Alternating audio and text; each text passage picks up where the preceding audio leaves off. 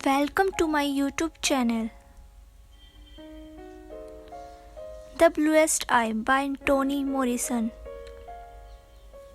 इस नॉवल में 9 वर्षीय क्लाउडिया और 10 वर्षीय फ्रीडा मैकटीर अपने माता पिता के साथ लोरेन ओहियो में रहते हैं। यह महामंदी का अंत है और लड़कियों के माता पिता अपनी बेटियों पर अधिक ध्यान देने के बजाय अपनी ज़रूरतों को पूरा करने के लिए अधिक चिंतित हैं। लेकिन उनके घर में प्यार और स्थिरता का एक अंतर्धारा है। मैकटीयर्स एक बोर्डर हेनरी वॉशिंगटन और पैकोला नाम की एक युवा लड़की को भी लेते हैं। पैकोला के पिता ने अपने परिवार के घर को जलाने की कोशिश की है और क्लाउडिया और फ्रीडा को उसके लिए खेद है। पैकोला शर्ली मंदिर से प्यार करती है, यह मानते हुए कि सफ़ेदी सुंदर है और वह बदसूरत है। पैकोला अपने परिवार के साथ वापस चली जाती है और उसका जीवन कठिन हो जाता है। उसके पिता जो थे शराब पीते हैं, उसकी माँ दूर रहती है और वे दोनों अक्सर एक दूसरे को पीटते हैं। उसका भाई सैमी अक्सर भाग जाता है।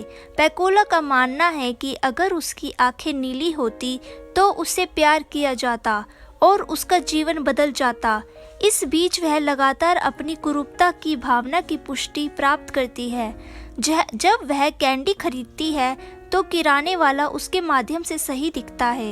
लड़के उसका मजाक उड़ाते हैं और एक हल्की चमड़ी वाली लड़की मॉरिन जो अस्थायी रूप से उससे दोस्ती करती है उसका भी मजाक उड़ाती है।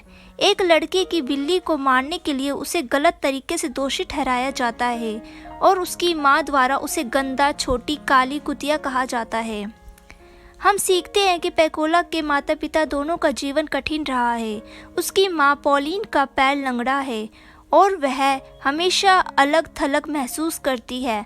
वह फिल्मों में खुद को खो देती है, जो उसके विश्वास की पुष्टि करता है कि वह बदसूरत है और वह रोमांटिक प्रेम सुंदर के लिए आरक्षित है।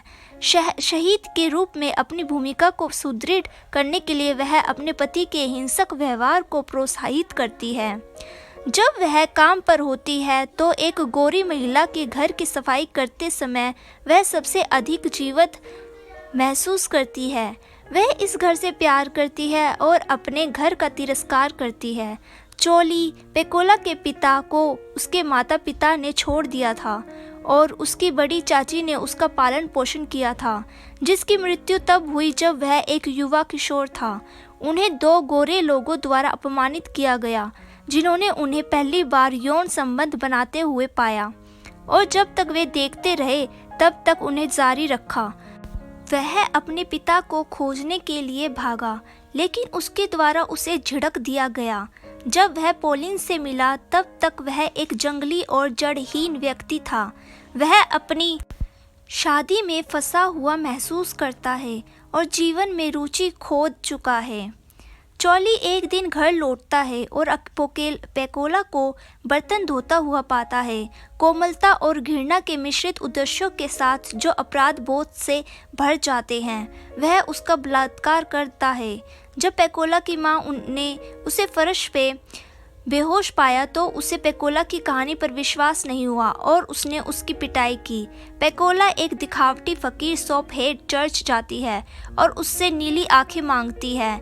उसकी मदद करने के लिए बजाय वह उसका इस्तेमाल उस कुत्ते को मारने के लिए करता है जिसे वह नापसंद करता है।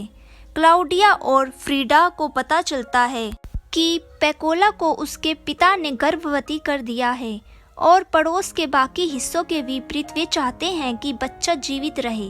वे एक साइकिल के लिए बचाए गए पैसों का त्याग करते हैं और गेंदे के बीज लगाते हैं। उनका मानना है कि अगर फूल जीवित रहेंगे तो पैकोला का बच्चा भी जीवित रहेगा। फूल खिलने से मना कर देते हैं और समय से पहले पैदा होने पर पैकोला का बच्चा मर जाता है। चोली, जो दूसरी बार पैकोला का बलात्कार करता है और फिर भाग जाता है, एक कार्यस्थल में मर जाता है। पैकोला पागल हो जाती है, यह विश्वास करते हुए कि उसकी पोषित इच्छा पूरी हो गई है और उसकी नीली आंखें हैं।